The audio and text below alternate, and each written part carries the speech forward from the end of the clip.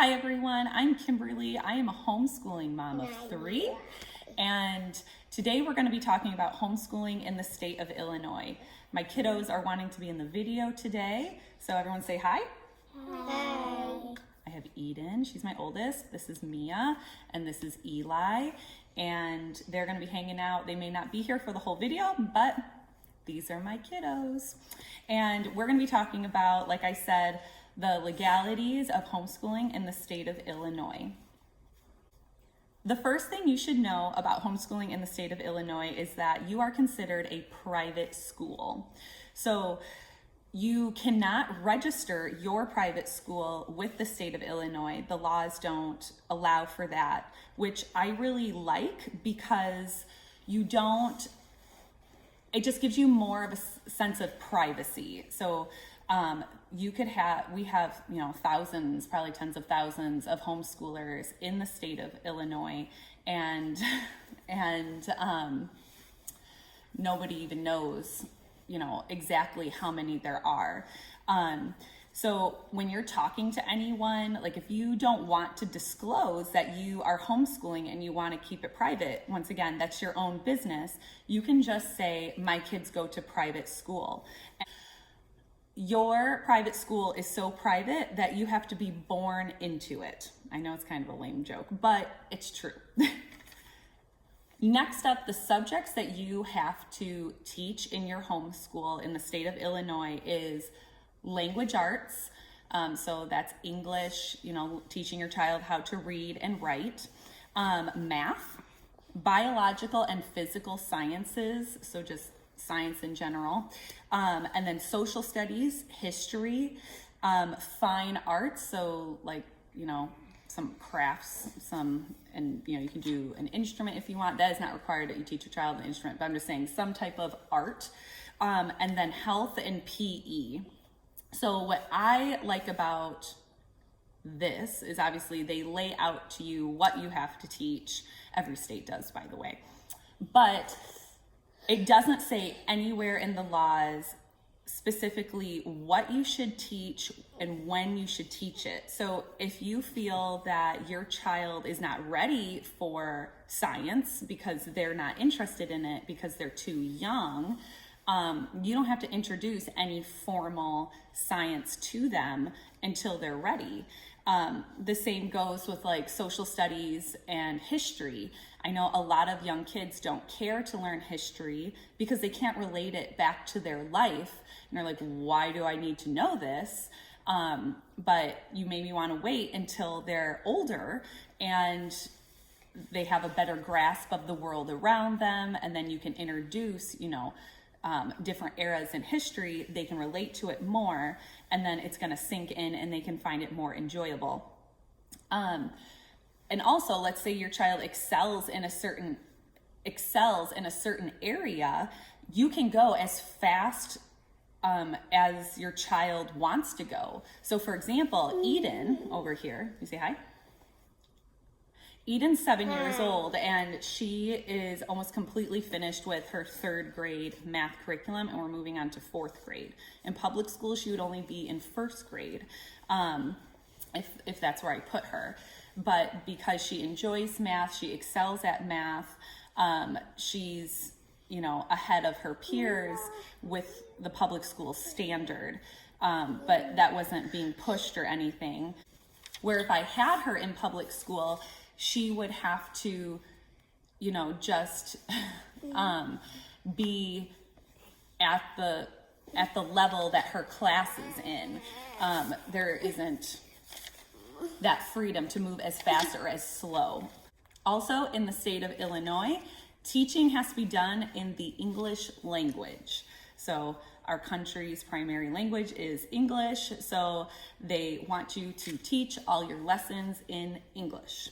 If you want to teach a foreign language, that is awesome. It is not required. But if you're going to teach your child how to read and write and all those things, it needs to be in English. Thanks, buddy.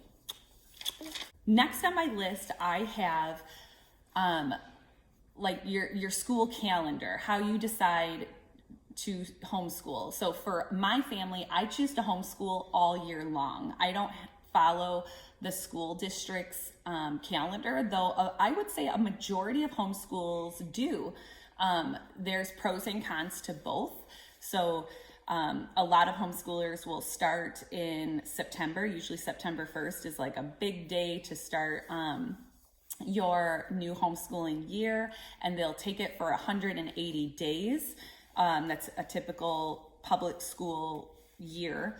And then they'll break for the summer, and then they'll come back in the fall. I choose to homeschool all year long.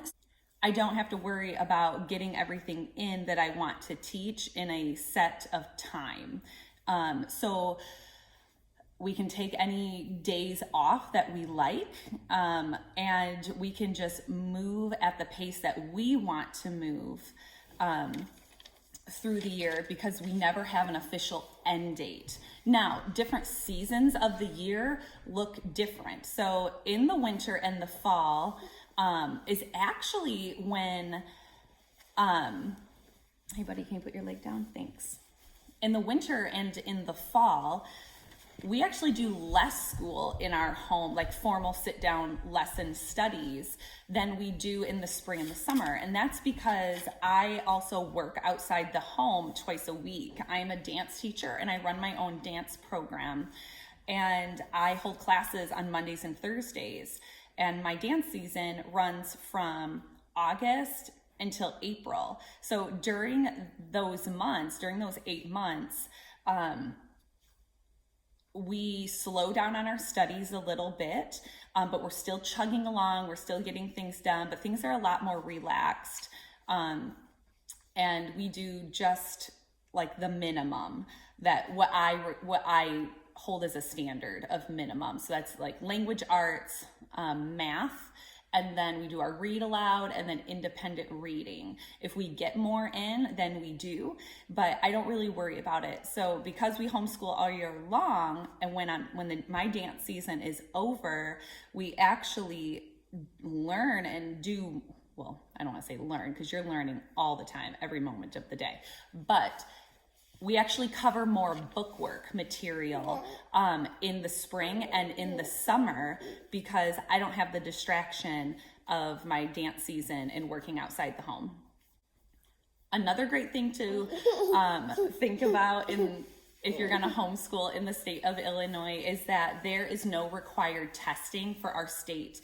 So you don't have to take standardized tests. You don't have to give your child any formal testing of any kind, and you don't have to report any of that to the state, which is great. So I love it, because in the real world, you are usually, I mean, I guess it depends on your job, but there's very few jobs that I know of that you have to sit down with a timer, with a piece of paper, and you have to lay out the stuff that you know, and then, submit it. You do your job, you get trained on your job, and you do it.